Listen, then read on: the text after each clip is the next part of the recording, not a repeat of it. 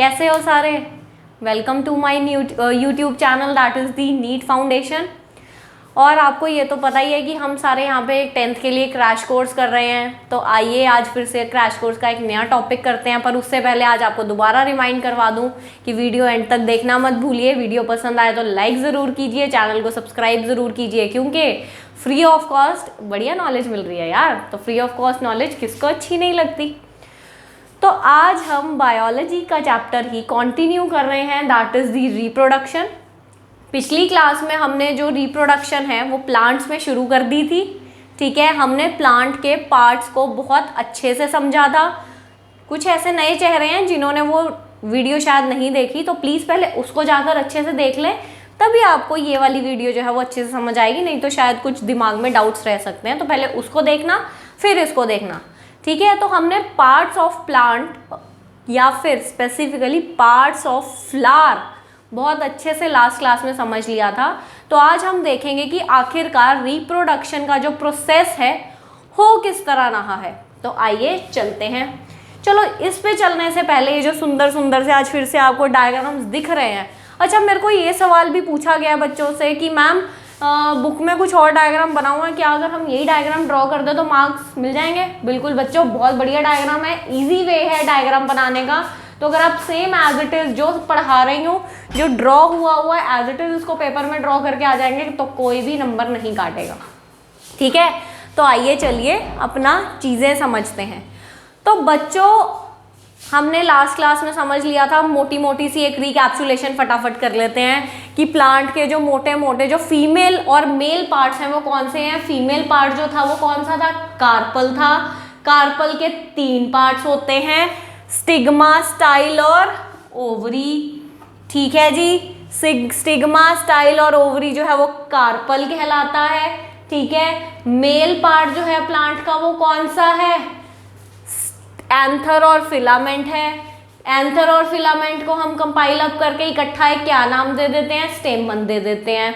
और मैंने पिछली क्लास में क्या बताया था कि जो मेल सेक्स सेल्स हैं, जो मेल सेक्स सेल्स हैं और जो फीमेल सेक्स सेल्स हैं, जब वो आपस में फ्यूज करेंगे तभी नया ऑफस्प्रिंग आएगा, जायगोट बनेगा। जायगोट में सेल डिवीजन होगी, फिर सेल डिवीजन से नए बच्चे, मतलब नए बच्चे थोड़ी, सेल जायगोट तो खुद ही एक नया बच्चे की शुरुआत है, कंप्लीट एक फर्दर न्यू ऑफस्प्रिंग बन जाएगा। ठीक है, मेल सेक्स सेल आया, फीमेल सेक्स सेल आया, एक सिंगल सेल जायगोट बना, उस सिंगल सेल ने बहुत ज़्यादा सेल डिवीजन करी, एम्ब्रियो में कन्वर्ट हुआ और फाइनली जो है तुम्हारा न्यू ऑफस्प्रिंग बन गया। यही हुआ था।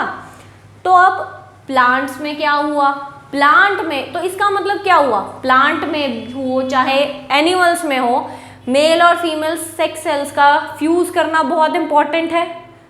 तो प्लांट में कहाँ प्रेजेंट है वो मेल और फीमेल सेक्स सेल? ये भी मैंने आपको बताया था कि जो मेल सेक्स सेल है बच्चा पार्टी प्लांट का, जो मेल सेक्स सेल है प्लांट का वो इस एंथर में प्रेजेंट है। मेल सेक्स सेल प्लांट का कहाँ प्रेजेंट है? इस एंथर में प्रेजेंट है। ठीक है, और फीमेल सेक्स सेल कहाँ प्रेजेंट है? फीमेल सेक्स सेल कहाँ प्रेजेंट है? इस सोलन पार्ट में प्रेजेंट है, जिसका नाम मैंने क्या दिया था? ओवरी दिया था। इस सोलन पार्ट में जो है वो फीमेल सेक्स सेल प्रेजेंट है। बच्चों, ये जो ओवरी होती है ये फीमेल रिप्रोडक्टिव पार्ट है बेसिकली, जहाँ पे फीमेल सेक्स सेल प्रेजेंट है। इसके अंदर देखो ये ओव्यूल प्रेजेंट होता है। इस ओव्यूल के अंदर तुम्हारे जो हैं वो फीमेल सेक्स सेल जो है वो प्रेजेंट है। क्लियर है? ओवरी के अंदर ओव्यूल प्रेजेंट होता है जिसके अंदर फीमेल सेक्स सेल प्रेजेंट होते हैं। अब ओवरी के अंदर बहुत सारे ओव्यूल्स होते हैं। ठीक है, ओवरी के अंदर हमने तो यहाँ डायग्रामेटिकली एक ओव्यूल ड्रॉ कर दिया। ओवरी के अंदर बहुत सारे ओव्यूल्स प्रेजेंट होते हैं। तो मैम इसका मतलब बहुत सारे ओव्यूल्स प्रेजेंट हैं, तो जब मेल जर्म सेल आगे फ्यूज करेगा तो इसका मतलब नेक्स्ट ऑफस्प्रिंग भी बहुत सारे बन जाएंगे। बहुत सारी प्लांट से क्या बन रही है? बेसिकली सीड बन रही है। मैम बहुत सारी सीड्स बन जाएंगी। बिल्कुल, मैं तुम्हारी बात को निगलेक्ट नहीं कर रही, बट अभी हम जो रिप्रोडक्शन का प्रोसेस पढ़ रहे हैं उसमें हम सिर्फ सिंगल ओव्यूल को ही कंसीडर करके चलेंगे। जो आपकी ये क्वेरी है इसका जवाब जब एंड में हमारी पूरी इसकी रिप्रोडक्शन पार्ट खत्म हो जाएगा प्लांट का या जो है, तब मैं उसको आपके साथ डिस्कस करूंगी कि वो बहुत सारे ओव्यूल्स का क्या हो रहा है। ठीक है बच्चों, तो आइए देखते हैं कि अब होता क्या है। सबसे पहले तो मैं आपको मोटे मोटे 4 स्टेप्स बता देती हूँ जिनमें हमारी प्लांट में रिप्रोडक्शन होगी। सबसे पहला स्टेप होगा पॉलिनेशन। सबसे पहला स्टेप है पॉलिनेशन। पॉलिनेशन के बाद दूसरा स्टेप आएगा बच्चों फर्टिलाइजेशन। फर्टिलाइजेशन, ठीक है। उसके बाद अगला स्टेप क्या हो सकता है, क्या आएगा अगला स्टेप? फर्टिलाइजेशन के बाद क्या होगा? सीड जो है वो ग्रो करेगा। सीड जो है वो ग्रो करेगा। अभी बता मैम हमें तो फर्टिलाइजेशन नहीं पता, आप सीड की ग्रो की बात कर रहे हो। सीड ग्रो नहीं करेगा, आप कह सकते हो एम्ब्रियो में भी, या फॉर्मेशन ऑफ सीड कह सकते हो आप। ठीक है, कि सीड बनेगा, ग्रो नहीं कर रहा, अभी तो बन रहा है। ग्रो करेगा तो तब ना जब बन जाएगा, तो सीड बनेगा। सीड बनने के बाद जो आखिरी स्टेप होगा वो जर्मिनेशन होगी। क्या होगी? जर्मिनेशन होगी। तो जो रिप्रोडक्शन है फ्लावर के अंदर, प्लांट के अंदर, वो 4 स्टेप्स में होगी जिन्हें हम एक एक करके डिस्कस करेंगे। फर्स्ट है पॉलिनेशन, फिर फर्टिलाइजेशन होगी, फिर सीड बनेगा और फिर जर्मिनेशन होगी। ठीक है बच्चों, तो अब इन चारों को हम एक एक करके देखते हैं। अब मैंने आपको क्या बताया था कि एंथर के अंदर हमारे मेल जर्म सेल्स प्रेजेंट हैं। एंथर के अंदर मेल जर्म सेल्स प्रेजेंट है। किसके अंदर? एंथर में बेसिकली छोटी छोटी, ये तो मैंने ग्रीन बना दी ना, वो येलो कलर की होती है, अगर आपने देखा भी हो तो पोलन ग्रेन्स प्रेजेंट होती हैं। एंथर के अंदर छोटी छोटी पोलन ग्रेन्स प्रेजेंट होती हैं। वो खुरदुरू सा छोटा छोटा सा, अगर कभी फ्लावर के ऊपर देखो वो होती है ना, वो पोलन ग्रेन्स ही होती है ना, बिल्कुल उसी की बात कर रही हूँ मैं। तो एंथर के अंदर जो टॉप मोस्ट पार्ट है उसके अंदर पोलन ग्रेन्स होती है, जिसके अंदर मेल जर्म सेल्स हमारे प्रेजेंट होते हैं। ओवरी के अंदर फीमेल सेक्स सेल्स प्रेजेंट है या जर्म सेल्स प्रेजेंट है। मैंने बताया ना सेम ही बात होती है पिछली क्लास में, प्लीज देख लेना उसको, अगर नहीं कुछ समझ आ रहा तो पहले उसको देख के आना। ठीक है, तो ओवरी के अंदर जो है वो हमारा फीमेल सेक्स सेल प्रेजेंट है। तो भैया मैंने क्या बताया था कि अब मेल और फीमेल सेक्स सेल को तो मिलना बहुत जरूरी है। तो अब ये एंथर से ओवरी तक पहुंचेगा कैसे? ठीक है भैया, अब इसको एंथर से ओवरी तक पहुंचना है, तो जो पोलन ग्रेन्स हैं वो क्या करेंगी? सपोज हवा आई, क्या आई? हवा आई। विंड की वजह से, अभी मैं सेम फ्लावर की बात कर रही हूँ।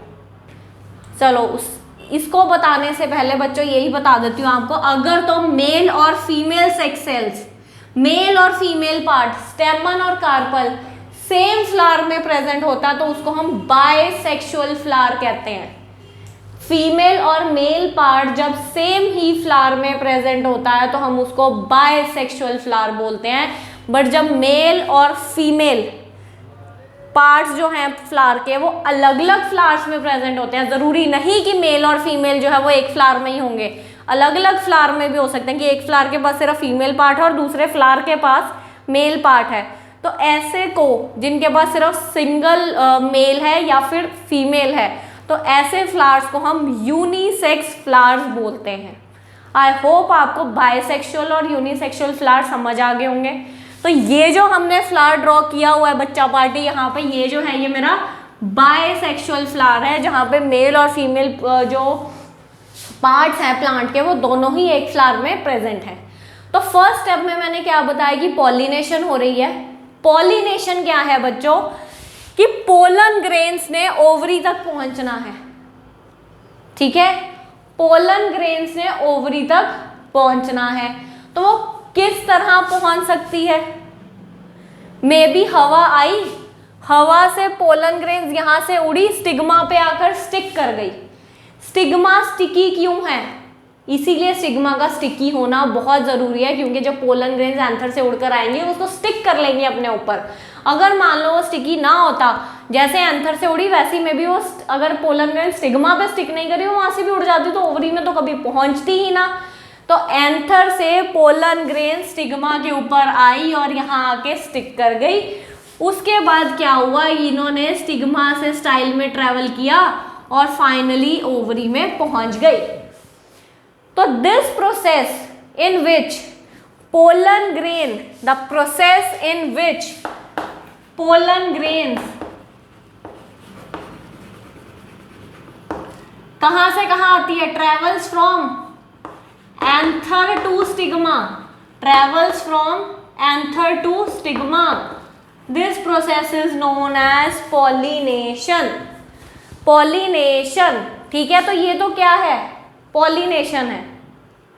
क्या है, पॉलिनेशन है। पॉलिनेशन दो डिफरेंट फ्लावर्स के बीच में भी हो सकती है, कि यहाँ पे तो विंड आई में भी उड़ गया, ठीक है।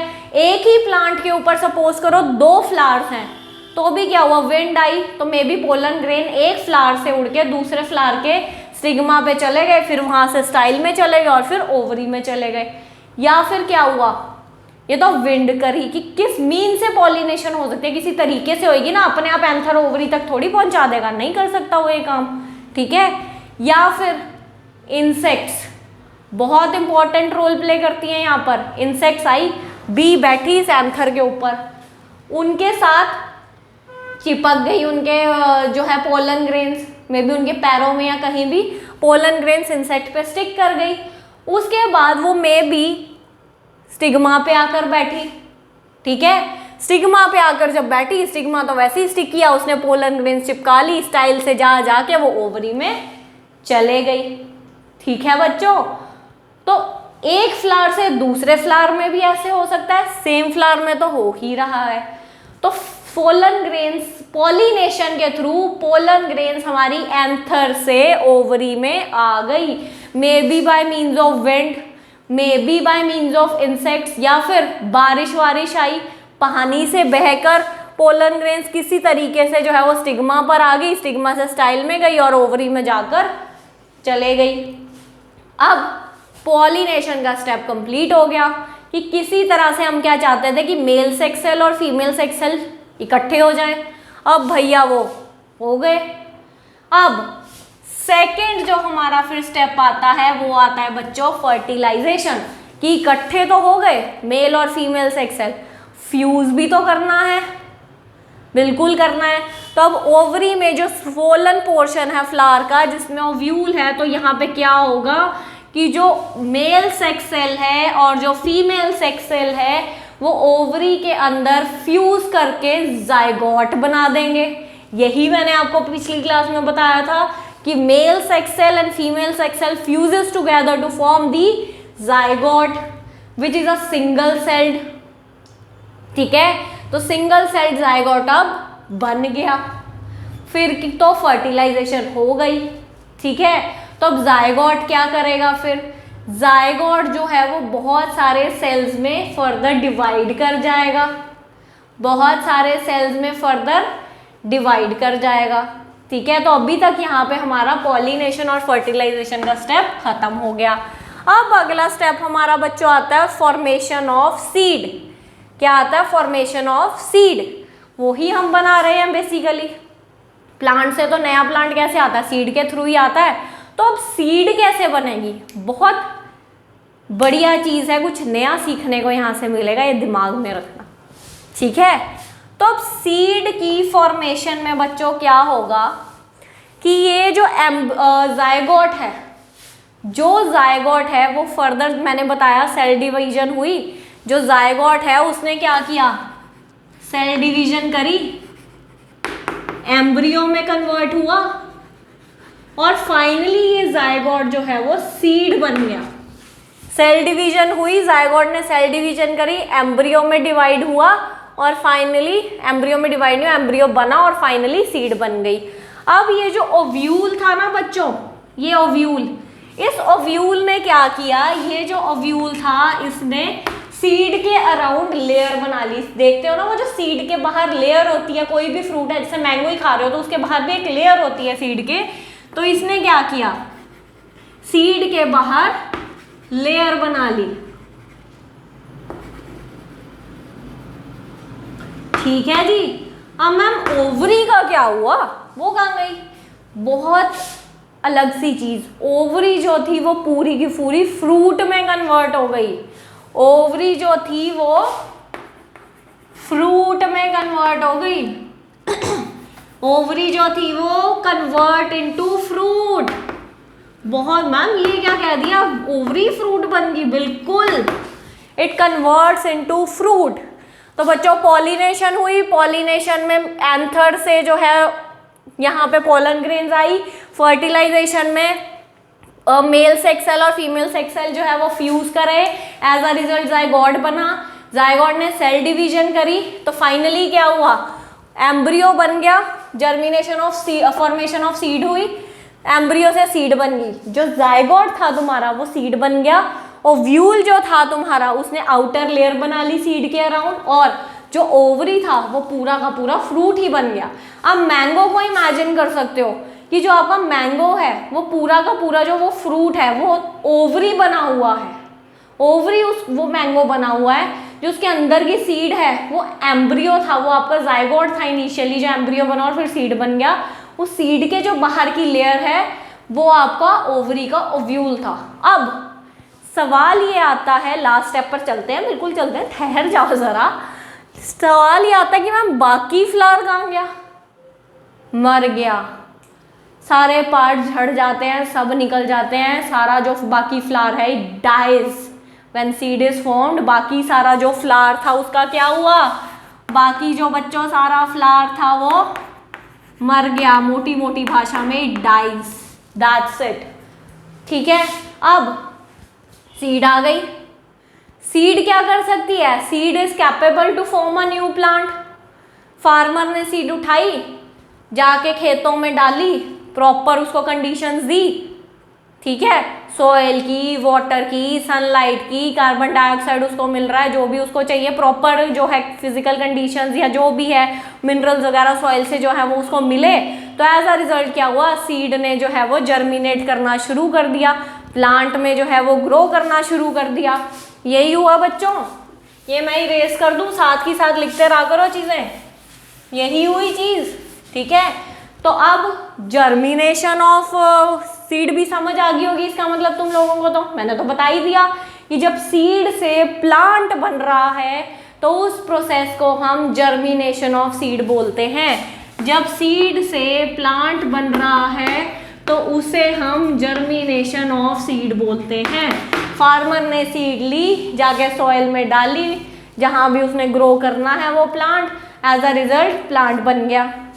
तो मैम ये जो बला आपने पिछली क्लास में भी हमें दिखाई थी, ये क्या है, ये बच्चों जर्मिनेशन ऑफ सीड का ही एक छोटा सा नमूना है।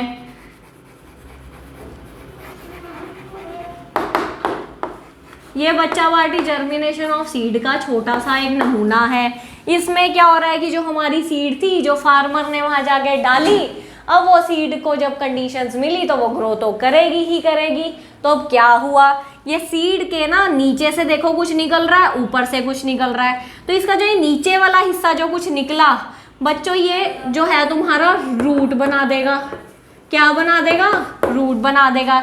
और इसको हम नीचे वाले हिस्से को क्या बोलते हैं, देखो ग्रो कर रहा है अभी इसको हम रेडिकल बोलते हैं। जो ये ऊपर से निकला था ना, ये जो ऊपर जा रहा है, इसको हमने पिम्यूल बोलते हैं। तो नीचे वाला हिस्सा जो रूट सिस्टम में कन्वर्ट हो गया सीड का, उसको हम रेडिकल बोलते हैं। जो ऊपर वाला हिस्सा जो तुम्हारी स्टेम बना रहा है, उसको हम प्लूम्यूल बोलते हैं। तो जर्मिनेशन ऑफ सीड भी बड़े अच्छे से समझ आ गई होगी। तो आखिर में 4 स्टेप से pollination, fertilisation, formation of seed and germination. तो जो हमारा आज का टारगेट था कि हमें जो है रिप्रोडक्शन इन प्लांट समझना है बहुत अच्छे से, आज का मेरे हिसाब से वो टारगेट आपका खत्म हो गया होगा। कुछ ना समझ आया हो तो प्लीज़ कमेंट सेक्शन में डाल दीजिए, तभी मैं आपकी क्वेरीज जो है वो ले पाऊंगी। और वीडियो अच्छी लगी हो तो लाइक ज़रूर कर देना। फ्रेंड्स के साथ शेयर ज़रूर कर देना, इतनी बढ़िया नॉलेज मिल रही है फ्री ऑफ कॉस्ट। ठीक है, चैनल को सब्सक्राइब ज़रूर कर देना ताकि आपको और वीडियोस की भी जो नोटिफिकेशन है वो आती रहे। वो कैसे आएंगी, जब आप चैनल सब्सक्राइब करके बेल आइकन प्रेस कर देंगे। तो अब हम मिलते हैं अगली क्लास में हमारे 10th के क्रैश कोर्स की।